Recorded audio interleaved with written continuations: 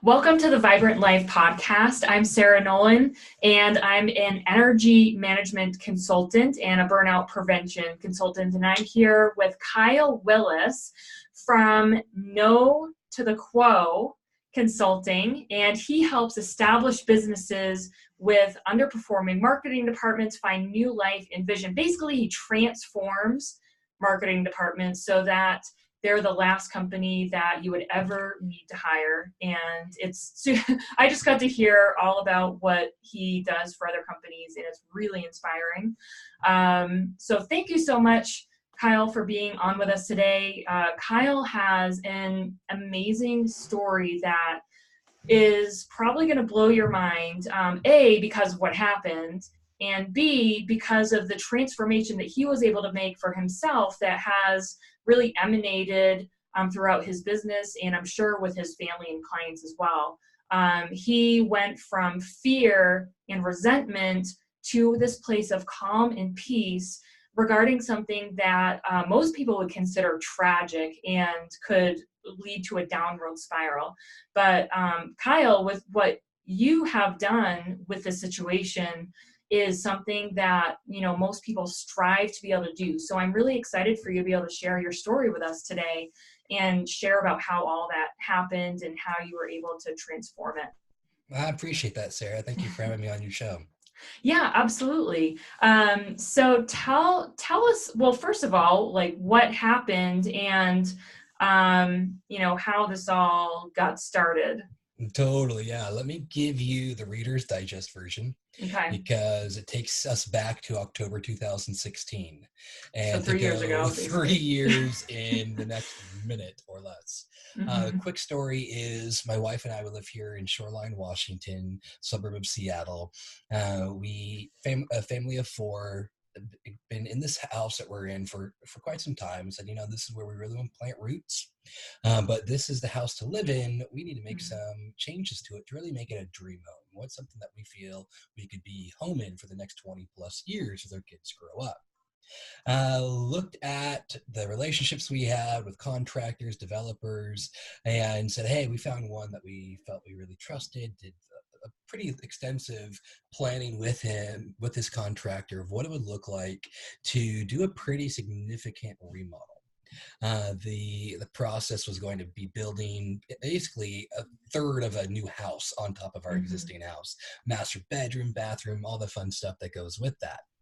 Long story short, because there's kind of two parts to this story, this contractor who I knew for about 6, 7 years, he was licensed and bonded. It wasn't just a buddy who had a So you knew side him for a hobby. long time, like We you had a really, relationship. yeah. Yeah. I had an investment property where we hired him for multiple projects. I was the president of an HOA, hired him for multiple projects, and he was great. He'd been around our area for a long time. And everything on paper looked wonderful, let alone I had him over to my house for Thanksgiving before, Christmas events, Super Bowl parties. There was depth of relationship beyond just, hey, I've shaken his hand before. Wow. Uh, the sob story part of it is we hired him October 2016. He started the remodel basically in early 2017, and had never done a project this size before, so really just trusted him. Of, hey, you walk me through the process, you tell me when I need to write you a check, you tell me what this is supposed to look like.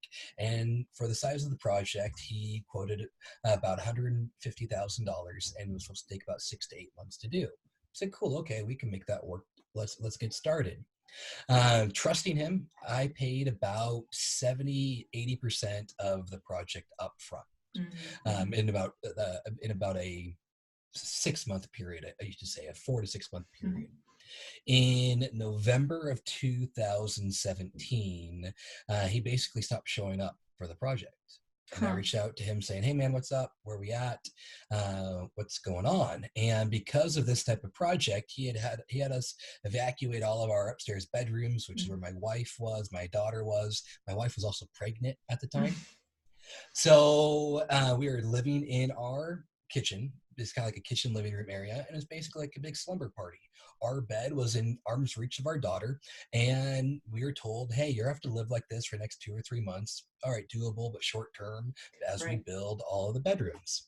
Well, he abandoned the project and didn't just abandon it, went AWOL on us, took What do all you the mean, AWOL? money. AWOL is in like without, Right. could not be found. We tried reaching out to him, no response. We tried calling him, no response. I knew where he lived because I dropped off checks there before, would go there and he couldn't be found. And as we pursued this further, not only did he run off with about $140,000 from us, we dug into it. We found out that there was a plethora of people that he'd ripped off, about 10 other families, to Wow. the tune over $1 million. And did he And have were there any red flags? Like looking back on it, it's like, oh, I mean, red flags in the sense of some poor communication and okay. missing deadlines of, hey, Mm-hmm. we'll have this done by this time. And as November was progressing, we were in our kitchen being told that, hey, we should have this project done. You should be back in your bedrooms by Christmas time. Mm-hmm. Well, as November progressed, nothing was really getting done. So there was certainly some red flags as to, hey, what the hell was up? And where'd you go? And you missed, you said electricians are supposed to be here this week. No one showed up. So those red flags certainly caused an alarm. I had a meeting with him in the early part of November where I sat down with him face to face and said, what's going on, man? And he said, I'll get it right. Everything sounded good. Even in November, he's still talking. Well, in December is when November is when he took off. December stopped talking, ran off with the money, wouldn't reply to anyone. And I got this email out of the blue from our one of the designers, the architect, saying, hey, have you heard from this guy? I said, no. He said, oh, he owes me some money, and I'm finding out that he's not been talking to other people. And that's where this can of worms really exploded. We hired a lawyer at the time to try to go after him, and went through the whole process where this guy ended up filing for bankruptcy with his business. Sat there in bankruptcy court where he just sat there and lied to the adjuster or whoever was in charge, saying, this thing happened, that thing happened, and I have no money to my name. And we're like, wait a minute, you own a house because your house is where, is your business. I've been to your house to drop off those checks. You own a car. We know you have assets. And let alone you're sitting there saying that you bought windows. Where are these windows you never gave us? So that was the gist. And, I'll pause here to say that it was the start of this fear of what in the world do we do? Here we are out $140,000. We don't have a contractor. We have a hole in our house because of where they started this renovation. It's winter. It's winter. We have a pregnant wife sleeping in our kitchen. My daughter is next to me, and we don't have a Christmas. What the hell is going to happen? And that's where this, now we're moving in 2018, and it's the oh shit moment. What's the oh shit moment? The oh shit moment of the money's gone, and the guy's AWOL. I'm not getting it back, and then the reality of we have to start over. Yeah, like that moment where it's like, okay, this is real, and we need to figure this out. Because you're hoping at some point someone wake me up from this dream. Right. You're hoping at some point the guy comes back, says, hey, I'm going to make it right, man. You're my friend. I'm really sorry this happened. Give me some time. You're hoping that there's something like that to say, you're not as much of a schmuck as I really think you are. And my wife is wanting to go after him. I had a buddy of mine who was a Navy SEAL, a firefighter, did some stuff he can't tell you about. And he's like, hey, you give me the address, I'll take him out. We'll make him swim with the fishes. All jokes aside, he was serious. He'd go break some ankles. Yeah. And it's that deal of I want that revenge. I want him back.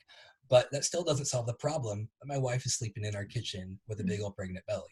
And that deal of, oh my God, we have to find a new person, and where's the money going to come from? Much less, where do we find a new person who's willing to take on this project that is halfway done, was 20% of the way done. Right.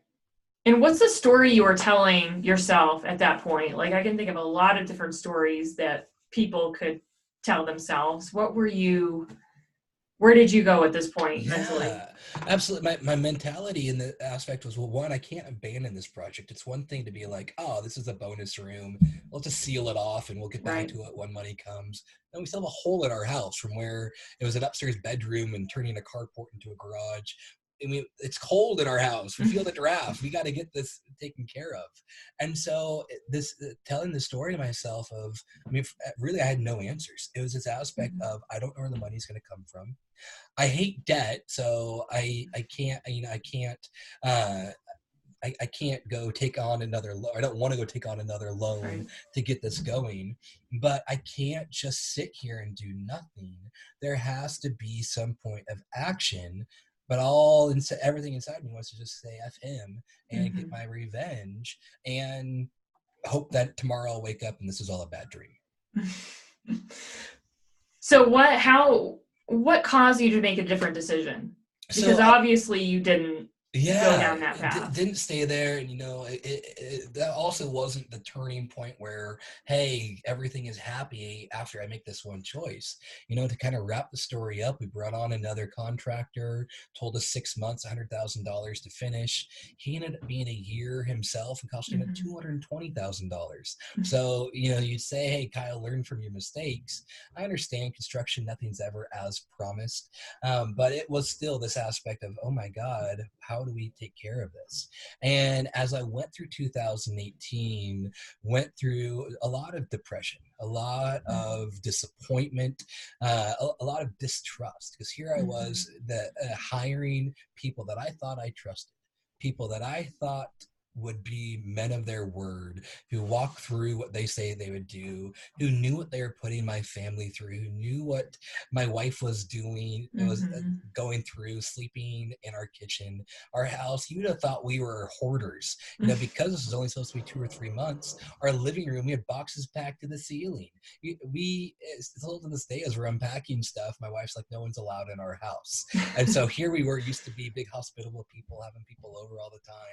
Haven't had anyone over. My wife wouldn't even let my own dad come in the house. One day he picked me up. She's like, no, you can't let him in the house. He's got to wait for you outside. And so the real switch for me came towards the end of 2018 and beginning of 2019, where I started recognizing this attitude I have. Is it moving me forward? No. Yeah. Is it bringing money in? No. Is it helping my marriage? Absolutely not. Is it helping me represent what it means to be a father and a husband, demonstration to my children? Absolutely not. And I was at this point where I started seeing how the way I showed up and through the situation started negatively affecting every other aspect of my life. My business was not in a healthy state. I couldn't show up with that joy and that confidence that my team needed.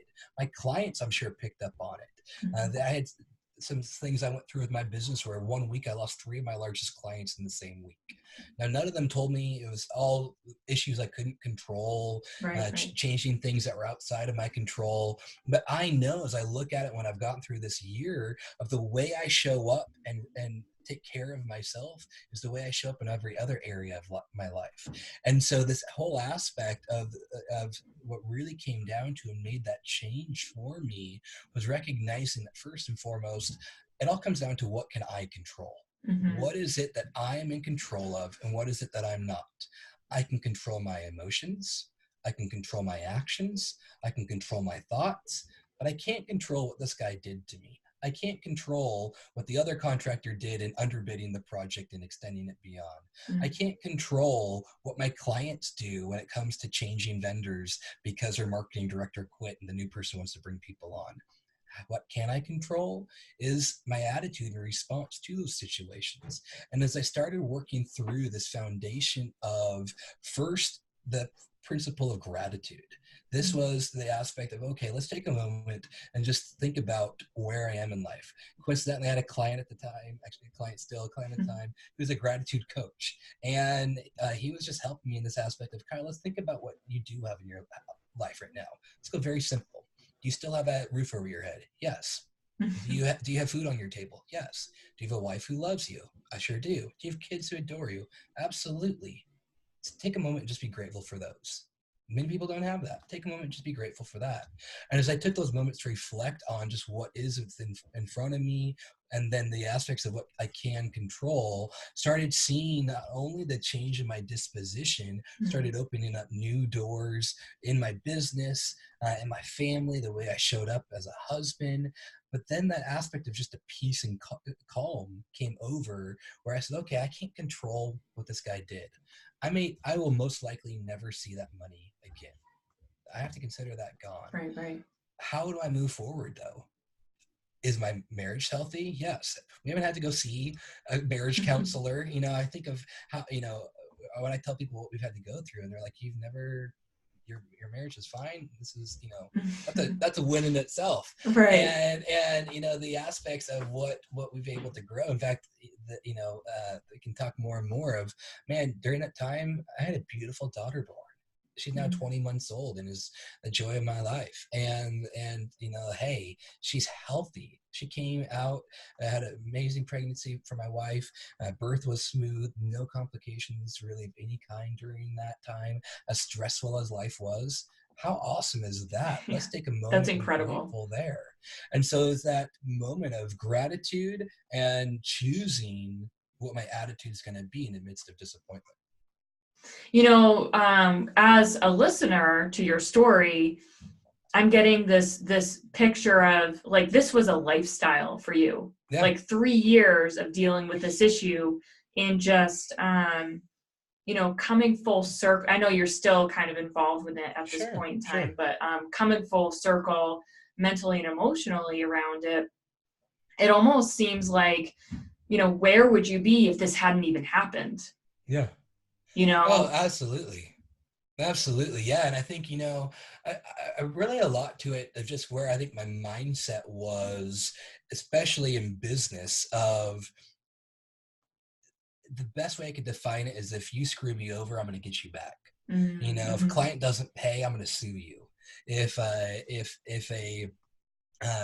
team member doesn't deliver on get results, then screw you, you're fired.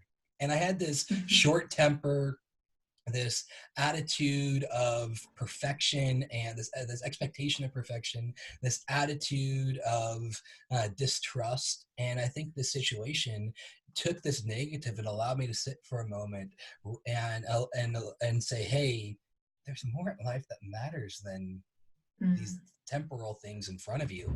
Money can be remade. The relationships can't.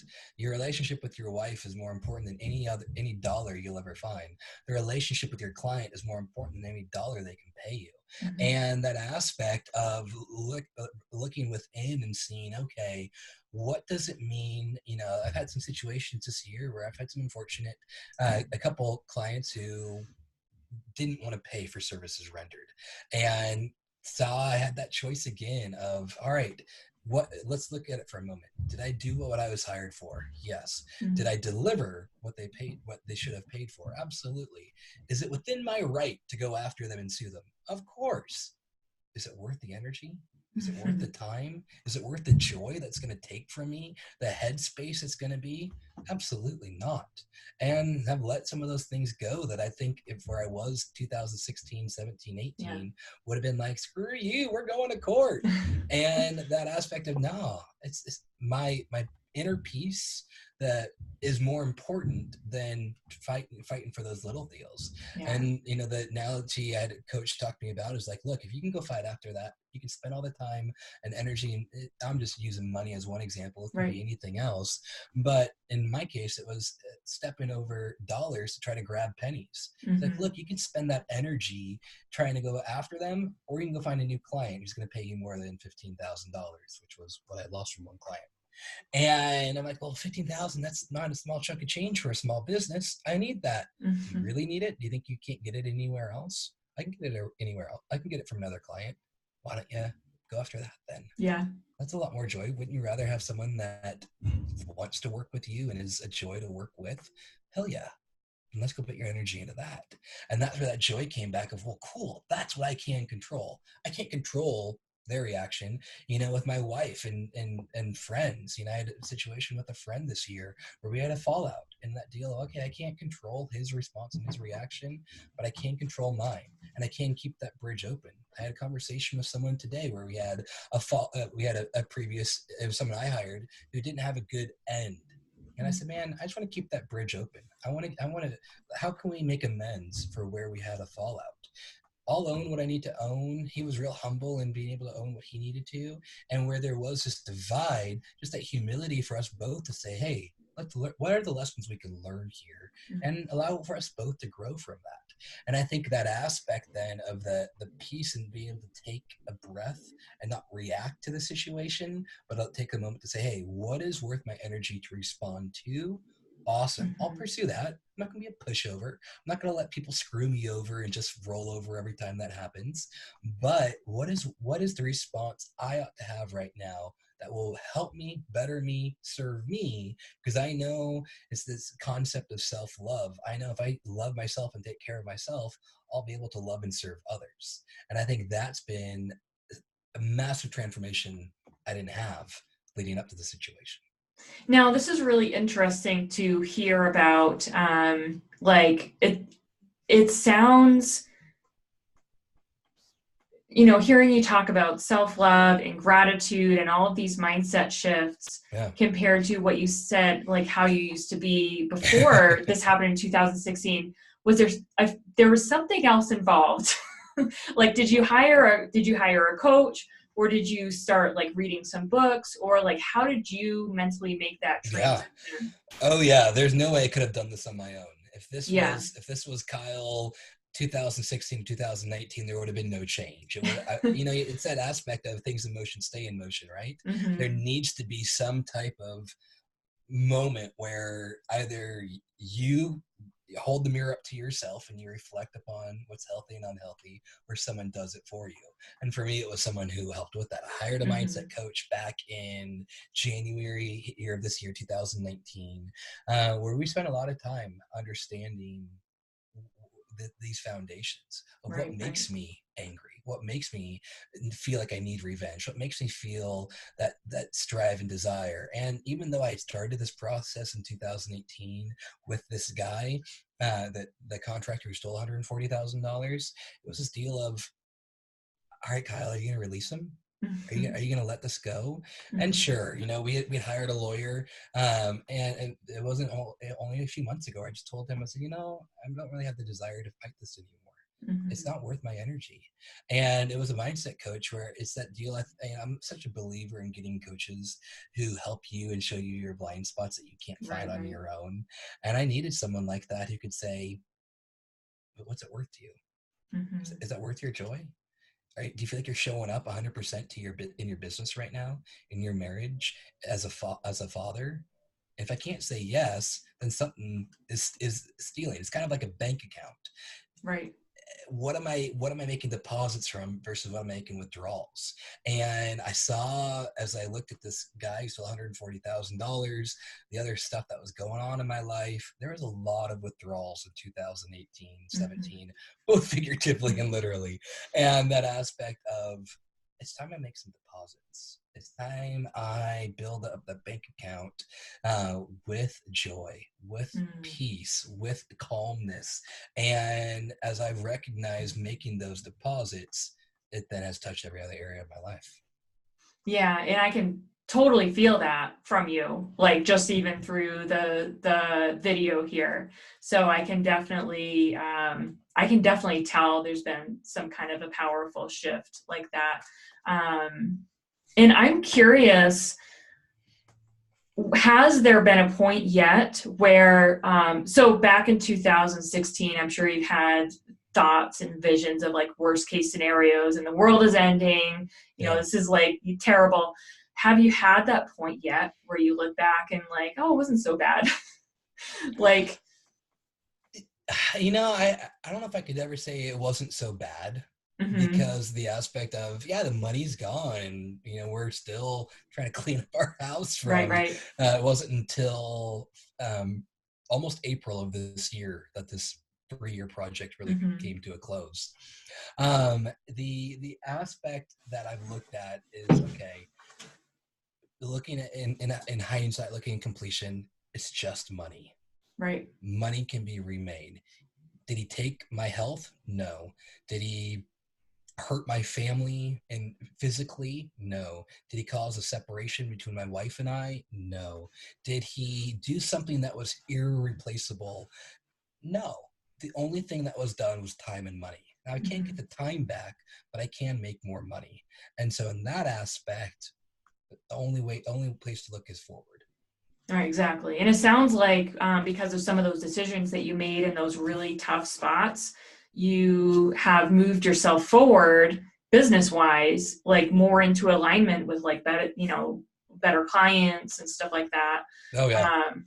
So Yeah, I mean, I think the way I look at 2019 is my business has never been healthier right, than it right. is today. Uh, and I don't measure health just by dollar amount. If you were to look at our monthly revenues, we had some months last year that were higher than times this year. So if it's just money, then you could say, it's been an up and down year. But when I look at the health of my team, the way I Mm-hmm. show up as the owner of the company, when I look at the health of my clients, the quality of work we're providing, the results we're seeing, when I look at the relationships I have with them, there's never been a greater level of trust that I have, that we have today between our team and our clients, where they look at me like their virtual CMO. I look at them as if I'm a part and work for their company, make decisions that are in their best interest, even if it means leaving money on the table or not taking on, there's a big project we turned down about a month ago that was a 6-figure project because we could have done it, but it wasn't within the right fit of what Mm-hmm. feels that brings me joy, that feels within our true acumen and skill sets and what we just hit out of the park 100 times. I don't want to have to learn on that client's time. It wasn't fair to them. And so, hey, let's bring in someone who can really do it well. And so excused ourselves from that. And so I think in that of going through this process has opened up that door where it's really it allowed me to be more vocal as well, where Mm-hmm. something feels off, or something in marriage, in relationships, in business, if something feels off, having the freedom to say, hey, we need to have a conversation. What's going on right now? Where are you at? Here's what I'm picking up on, and allow that to, that be no room for miscommunication, disappointment, or delivering something that they didn't ask for. Yeah, and it's so interesting to hear in the beginning you were talking about how the big issue with the contractor and the whole situation was trust. Yeah. And like not being able to trust, like you're putting all of your trust into these people and then realizing you can't trust them. So now it's so cool to hear you say that, like, that's actually the big win, or Yeah. one of the big wins is this dynamic of trust in your company now. Oh, absolutely. Yeah. I mean, I think about our clients, this concept of trust is such paramount to me in the Mm-hmm. way we work with our businesses. Unfortunately, today, this realm of digital marketing is, I liken it to like the used car salesman Yeah, attitude. yeah. There's so many people out there who are trying to just make a buck, and they'd be fine to get you as a client for 3 months, let you fire them, and they'll go Mm-hmm. find someone else. And unfortunately, it's burn so many people to then question, is digital marketing even right for them? Is SEO just a big hawk? Is there anyone out there who can actually follow through on what they say they can do? And that's part of where our company name comes from. No to the quo. Mm-hmm. Unfortunately, today the status quo is long-term contracts, unfulfilled promises, the aspect of just wait till next month, the stories that go into it, Mm-hmm. just good enough. And to me, it's like, no one really wants just good enough. Who's Right. ever going to actually admit that? Of course, no one, but we settle for it so often. And I love it is when those clients come to me and say, look, dude, I think you're full of shit. Everyone says the same story. And that aspect where I'm like, hey, you know what? Give me an opportunity to prove it to you. We're on a no long-term engagement. We care so much about results. I'll set proper expectations up front. Ain't going to have you on the first page of Google tomorrow or your beautiful website done next Mm-hmm. week. Let's set proper expectations. But how can I earn your trust? What does trust look like to you? How can I get early wins to show you that Mhm. trust and keep that trust? In the same way that I've had to go through my own journey, how to rebuild trust again, and is that aspect I want to build that trust with my clients, where they feel like, I'd call a client today where I'm like, hey, you want me to walk you through what we're doing right now? And they're like, no, I know, I trust you. I'll see it in the metrics. If I have a question, I'll ask. Well, sweet, that's a win. I want to tell you anyways, but that's a win to me, Yeah. that you trust me, where I don't even have to explain myself in every detail. That sounds like an ideal, so ideal for everybody involved. I agreed. It doesn't happen overnight. I mean, certainly in Right. a handful of stages, it's that aspect of, hey, let's have check-ins, let's have clear communication. Mm-hmm. Something I wish I would have done in hindsight with my contractor, of let's set proper deadlines and deliverables. You'll get paid X when Y is done. Is Mm-hmm. Y done? Great. Here's your check. And have clear scope in that way. Lesson learned the hard way. I trusted someone a bit too blindly. And so in that, trust doesn't mean you have to have every I dotted and T crossed and there's no room for you to grow with someone. It's that aspect of, hey, let me show you, let me earn your trust with a little before I ask for the much. And that foundation of, all right, I'm going to be faithful here. I'm going to follow through. And a lot of times I'm going to over deliver heavily to show Mm-hmm. you what that trust is, and that you're more than just a dollar sign to me.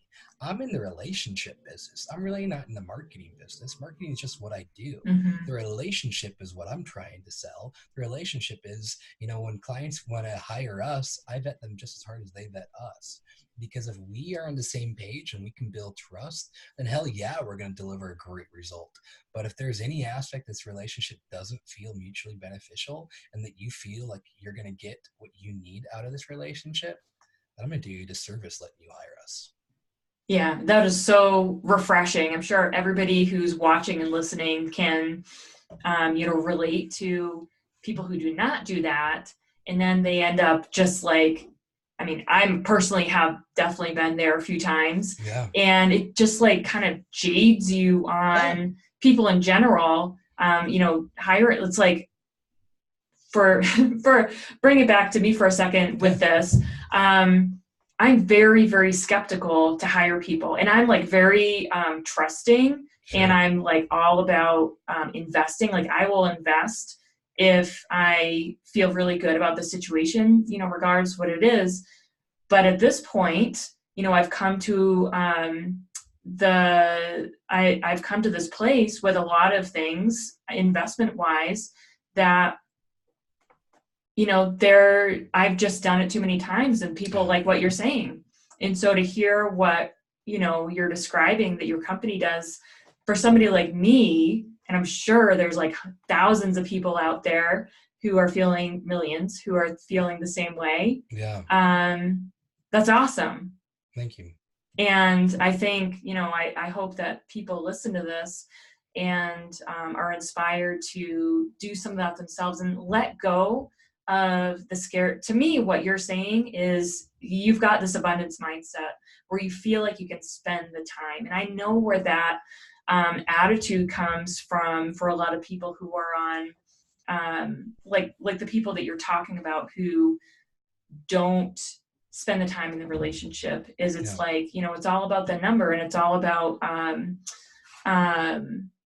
it's like a scarcity mindset in a way if you look at the root of what's going on. And Yeah. so it sounds like you are just in this place of total abundance, time and investment wise, where you can invest in your clients. And that's somebody to look for whoever's watching and listening is do you pick up on that when you're speaking Totally. with somebody? Is it like rushed? Is it about the numbers? Or is it like what you're saying, where you're going to just take the time and get some wins and care and work on the foundations? Amen to that. Yeah, I think that's the aspect then of, how do I establish trust? How do I Right. establish relationship and do business with my kind of people? in that aspect. And that's a different definition for every person. There's not one answer to that. And so I think, for those listeners who are saying, man, I want that, in regards to who I hire, who hires me, take a moment and define. One of the things I've done, I have a coach who helped me walk through what I define as my ideal client. And in that, I have some characteristics I look for in regards to not just the type of business they are, not just what type of service they offer, or how big they are, but who is my direct contact? Who would I be spending my time to, or who my team is working with? What do I want in them, in their humility, their receptivity? They're willing to push back when something's not right. Their willingness to give feedback where feedback's needed. Those things that I look for in a client. And so that way, when we have those initial calls, it's kind of like a dance. Are we stepping on each other's toes to see when we're trying to see if we should work together? If we are, no problem. There's someone else on the dance card for you. It's not me though. Let's go find someone else who I can get into that waltz and we feel like we just flow across the floor. And that's where we're at now. Those I'm dancing with, it's beautiful. We got some great music going. We're going to be on Dancing with the Stars, how great it is. And so I think in that aspect of, you can say, well, Kyle, that's all sounds really good. Flowy, airy words, not realistic, dude. That's not how business is done. To me, that's just how status quo business may be done. But there's got to be a better way. And that's what I've been discovering this year. Yeah. This whole situation that you're describing, and I love that we've been able to get into so much detail about, the process, and then now like how life is like now. I see stuff like this all the time with my clients and just people that I talk with. And have you ever heard of the term, the spiritual 2x4? No. Oh my gosh. It's like, so it's where basically the shit hits the fan in several areas, and you feel like, can anything else go wrong? And it could be with an illness, it could be with some kind of a tragedy or something like what you're talking about. But then it leads you on this journey to a completely different place. And we were discussing a little bit earlier too about how it's about how you show up when you experience that. And I think you just have some amazing insights and wisdom for how people can show up during those times, so that if you don't step up during that spiritual 2x4 moment, then you get to experience that again and then again and again until you finally get it right, and then you get to move forward. So do you have any last words of advice for anybody who's going through something like this, either in their business or life? Yeah, I mean, I think that the foundational aspect is being able to take a moment and ask yourself, how am I responding to the situation, or am I purely just reacting to it? And, part of that is introspection. Part of that is being able to ask for help from those around you, whether it be a mindset coach, whether it be a business coach, whether it be a friend, and being able to get some input where you're not meant to do this life alone. The aspect of them being able to share in life together. So those who are going through that spiritual 2x4, and I mean, I remember that it was not just the house. It was not just my pregnant wife. We had a cat die in the middle of the night throughout this time, car accidents and other crap that was all going through. That shit was hitting the fan and splattering all over the room. And it was, getting to that point then of being able to take that moment to yourself, whether that be you sit in a hot bath and just cool down for a moment, you go out into the woods and yell, whatever your mode of introspection looks like, and being able to say, okay, how am I going to respond? What can I control?